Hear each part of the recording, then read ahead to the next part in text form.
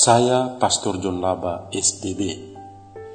Sumber inspirasinya saya ambil dari Injil hari ini, Injil Lukas bab 11 ayat 29 sampai dengan 32. Sekarang saya bacakan. Sekali peristiwa, Yesus berbicara kepada orang banyak yang mengurumuni dia. Angkatan ini adalah angkatan yang jahat. Mereka menghendaki suatu tanda, tetapi kepada mereka tidak akan diberikan tanda selain tanda Nabi Yunus. Sebab seperti Yunus menjadi tanda untuk orang-orang Niniwe, demikian pula lah Anak Manusia akan menjadi tanda untuk angkatan ini. Pada waktu penghakiman, Ratu dari Selatan itu akan bangkit bersama orang dari angkatan ini, dan ia akan menghukum mereka. Sebab Ratu ini datang dari ujung bumi untuk mendengarkan hikmat Salomo, dan sesungguhnya yang ada di sini lebih daripada Salomo.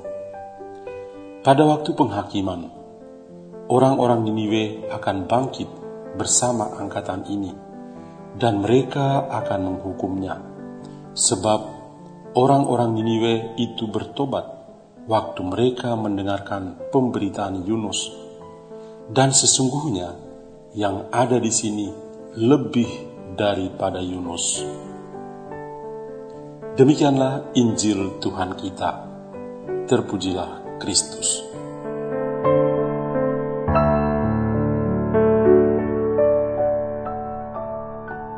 Saudari dan saudara terkasih, saya memberi judul renungan hari ini, Yesus satu-satunya tanda bagimu. Ada seorang umat yang membagikan pengalamannya setelah mengikuti jalan salib pertama di masa Prapaskah, yakni pada hari Jumat 28 Februari 2020 yang lalu. Ketika itu, ia berusaha untuk memandang wajah Yesus dalam setiap peristiwa di stasi jalan salib, mulai dari stasi pertama sampai dengan stasi yang ke-14. Ia mencoba untuk masuk lebih dalam lagi dalam permenungan di setiap stasi jalan salib itu. Dari situ ia menemukan dua pengalaman singkat yang dibagikan berikut ini. Pertama, dia benar-benar merasa seperti debu di alas kaki Tuhan, sebab dia orang berdosa. Yesus mencintai orang berdosa, dan salib adalah tanda keselamatan. Kedua, dia merasa terpesona karena Tuhan Yesus selalu memandangnya dengan wajah yang penuh belas kasihan. Ada tatapan dan raut wajah Yesus yang benar-benar menjadi sebuah kekuatan untuk menghamba hidup pribadinya di masa Prapaskah ini. Dia merasa yakin bahwa Yesus sungguh-sungguh menjadi tanda keselamatan Allah baginya.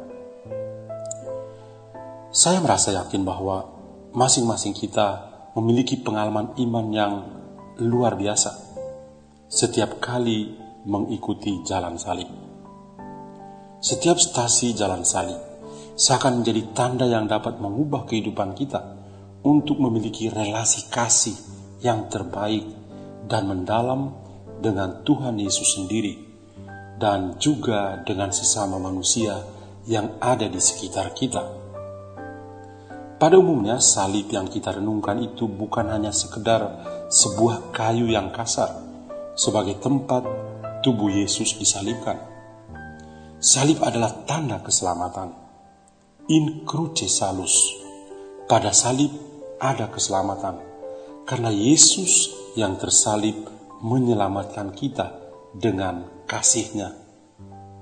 Santo Paulus mengatakan, sebab pemberitaan tentang salib memang adalah kebodohan bagi orang yang akan binasa, tetapi bagi kita yang diselamatkan, pemberitaan itu adalah kekuatan Allah.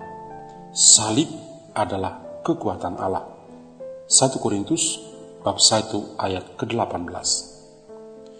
Di bagian selanjutnya, Santo Paulus juga mengatakan, tetapi kami memberitakan Kristus yang disalibkan, untuk orang-orang Yahudi suatu batu sandungan, dan untuk orang-orang bukan Yahudi suatu kebodohan. 1 Korintus bab 1 ayat 23. Salib bagi kita adalah tanda keselamatan dan merupakan kekuatan dari Allah. Pada hari ini kita mendengar sebuah kisah Yesus dalam Injil Lukas.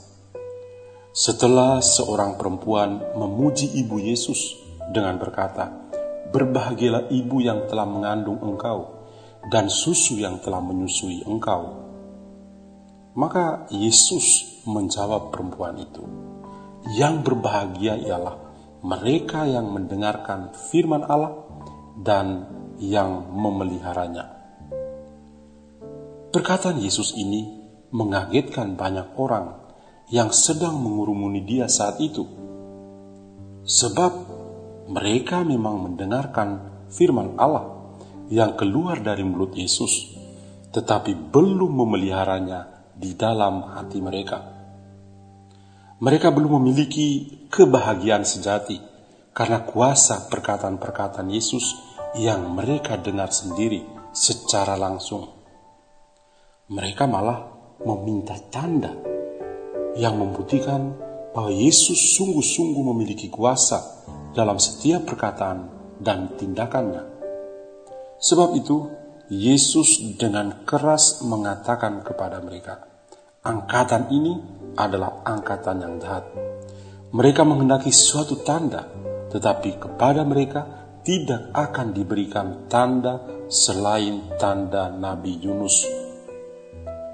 Sikap sekerumunan orang ini sangat tepat, sebagaimana Nabi Yeskiel pernah menubuatkannya seperti ini. Hai anak manusia, engkau tinggal di tengah-tengah kaum pemberontak yang mempunyai mata untuk melihat tetapi tidak melihat, dan mempunyai telinga untuk mendengar tetapi tidak mendengar, sebab mereka adalah kaum pemberontak. Yeskiel bab 12 ayat kedua. Tuhan Yesus membangkitkan pikiran mereka untuk menyadari dan mengimaninya melalui tanda-tanda yang mereka kenal di dalam kitab Perjanjian Lama. Salah satunya adalah tanda Nabi Yunus. Nabi Yunus, nama Yunus berarti merpati.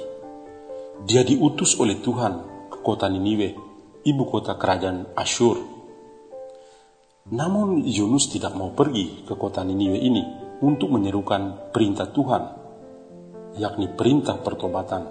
Sebab ia merasa yakin bahwa apabila orang Niniwe berhenti berbuat dosa, maka Tuhan tidak akan menjalankan rencananya untuk menghancurkannya. Dia lalu dilemparkan ke dalam laut dan berada di dalam perut ikan besar selama 3 hari.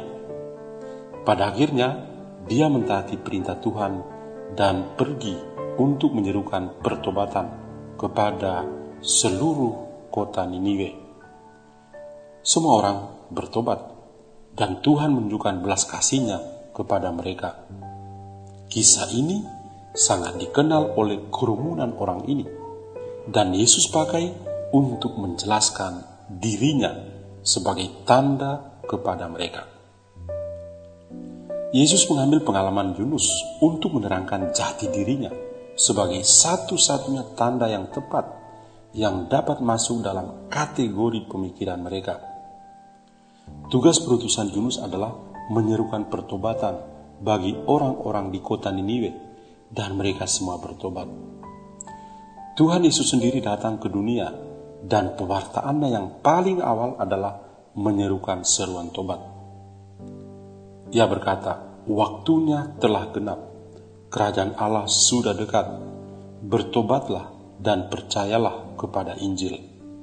Injil Markus bab 1 ayat 15.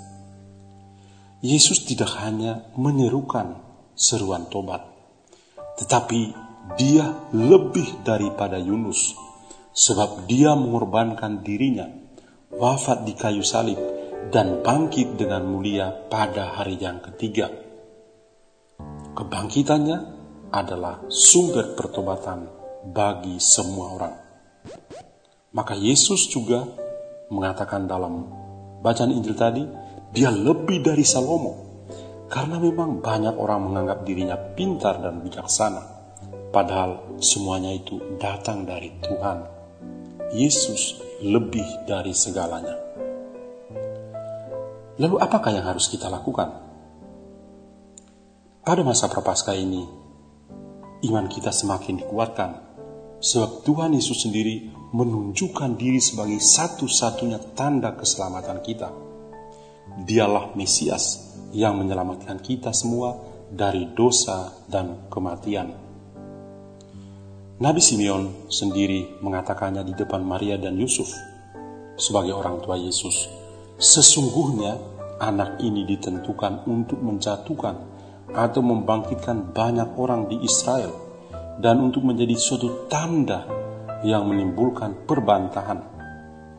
Dan suatu pedang akan menembus jiwamu sendiri supaya menjadi nyata pikiran hati banyak orang. Yesus adalah tanda yang menimbulkan perbantahan. Dia memang beda. Hal konkret yang harus kita lakukan dalam masa Prapaskah adalah bertobat dan membaharui diri kita di hadapan Tuhan sendiri. Tuhan Yesus juga menghendaki agar kita berpegang teguh pada sabdanya sebagai tanda. Orang yang berbahagia adalah mereka yang mendengar sabda dan yang memeliharanya sehingga menghasilkan buah. Maka hal konkret yang dapat kita lakukan juga adalah aktif menghadiri pertemuan APP di komunitas basis atau di lingkungan, supaya kita tetap menyatu dan akrab dengan sabda Tuhan. Dengan demikian, Yesus sungguh menjadi tanda belas kasih Allah bagi kita yang kita temukan di dalam kitab suci. Marilah berdoa. Ya Tuhan Yesus, kami bersyukur kepadamu karena Engkau selalu berbelas kasih kepada kami, orang-orang berdosa. Bantulah kami untuk bertobat dan percaya kepada Injil-Mu. Semoga kami juga percaya bahwa salib-Mu adalah keselamatan bagi kami. Amin. Dan kiranya kita semua sepanjang hari ini senantiasa dilindungi dan diberkati oleh Allah yang Maha Kuasa, Bapa dan Putra dan Roh Kudus. Amin. Tuhan memberkati kita semua.